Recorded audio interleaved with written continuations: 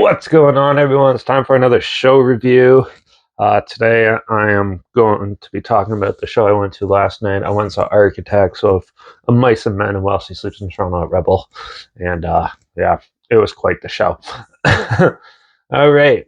So, obviously, I got some pit injuries on my head and stuff like that. That's normal. Just ignore that. But yeah, so the first band was While She Sleeps. They're from London, UK, and they're like a metalcore band. I only know their older stuff, like This Is the Six and stuff off that record. But yeah, they weren't bad. They had some pretty cool, amusing metalcore style rips and stuff with the typical British flair to it and stuff. They definitely had some good ones. They had some pretty heavy hitters too and stuff. And it was a good little warm up band. Like no one's going too hard yet in the pit or anything like that. And they just had a good sense. You can definitely tell they really love what they're doing. So I thought they were pretty good. They brought a lot of good energy and stuff to the set. And overall, they were fun to watch. So I'm going to give them a 4 out of 5 for live performance. Next up was Of Mice and Men from California, and yeah, I'm first time ever seeing them. I love like at least 3 of the records: The Flood, um, Restoring Force, and uh, Earth and Sky. Obviously, they played a lot of good stuff there. They were heavier than I was expecting to. They definitely had a lot of good throwdown beats and stuff like that. And yeah, they're a metalcore band, and they were a lot of fun.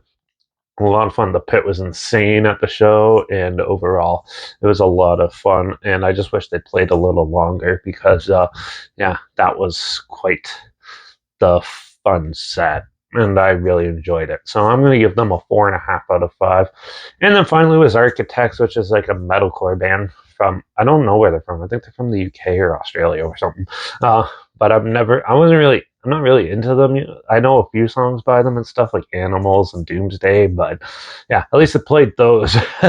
But yeah, they definitely had some good heavy hitters, and they were actually way better than I was expecting. They're a 6-piece too, which I didn't realize. But yeah, they had a lot of cool stuff. They had some cool light shows and like stuff, weird stuff popping up on the screens behind them and stuff like that. They had a really good stage presence, and overall, they did have some fun. I find their stuff kind of sounds similar rhythmically and stuff like that, but that's common in this genre. So, but overall, I still thought they were decent, and they did have some good heavy hitters, and yeah, they played a good set. So I'm going to give them a 4 out of 5 as well. This was definitely one of the more fun shows.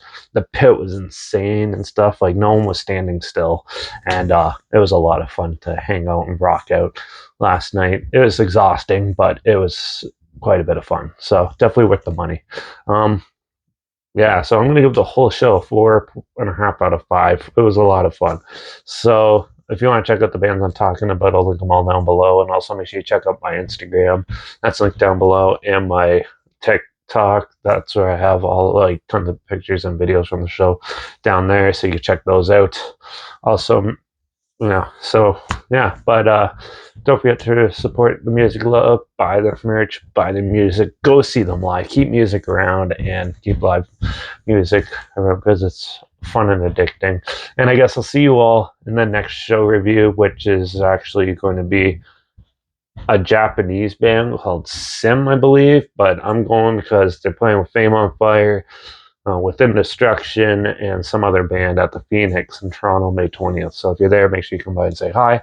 And then, yeah, make sure you tune in for that one. But until then, rock on.